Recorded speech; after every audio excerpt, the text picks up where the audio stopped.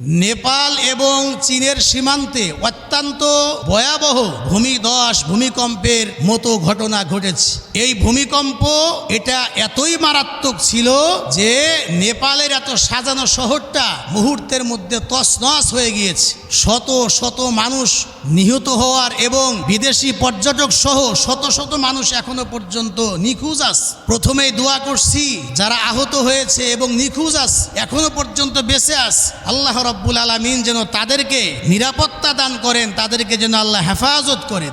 নেপাল এবং চীনের সীমান্তে যে ভয়াবহ ভূমিকম্প হয়েছে, মাঝে মধ্যে পৃথিবীর বিভিন্ন প্রান্তে এ ধরনের মুসিবত ভূমিকম্পের সৃষ্টি হয়, ভূমিধস জলোচ্ছ্বাস এ ধরনের বিভিন্ন আপদ বিপদ মুসিবত আসে। এগুলার সৃষ্টি হওয়ার কারণ কি?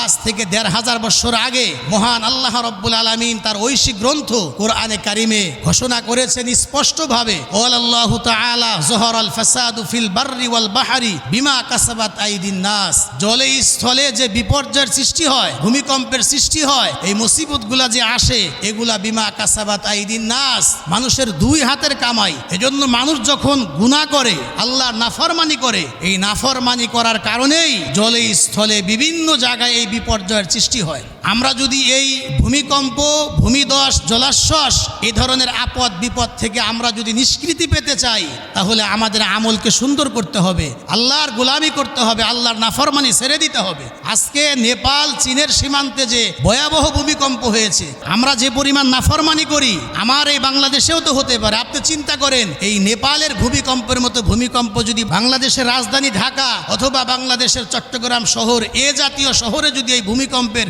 সৃষ্টি হয়, আপনি চিন্তা করুন যে কি পরিমাণ ক্ষতির সম্মুখীন আমাদেরকে হতে হবে। এজন্য চলছে পবিত্র মাহে রবিউল আউয়াল। এই ভূমিকম্প আমরা দেখার পরেও আমরা কতজন মানুষ আছি, আমরা আল্লাহর নাফরমানি ছেড়ে দেওয়ার সংকল্পবদ্ধ হয়েছি, আল্লাহর গোলামি করব বলে আমরা ওয়াদাবদ্ধ হয়েছি, দৃঢ় সংকল্প, আমরা দৃঢ় প্রতিজ্ঞা আমরা করেছি। এরকম কয়জন খুঁজে পাওয়া যাবে? আল্লাহ রাব্বুল আলামিন যেন আমাদেরকে সঠিক বুঝ দান করেন।